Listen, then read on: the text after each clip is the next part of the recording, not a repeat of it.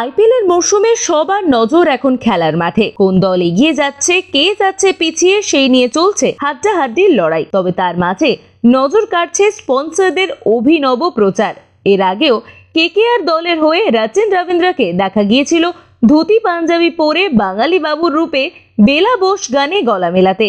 তবে এবার সানরাইজার্স হায়দ্রাবাদের অফিসিয়াল পার্টনার হলেন নেটফ্লিক্স, আর সেখানে সুনীল গ্রোভার ওরফে ডায়মন্ড রাজার নতুন গান চিল স্লোলি স্লোলিতে নজর কাড়লেন অভিষেক শর্মা, ঈশান কিশন ও ট্রাভিস হেড।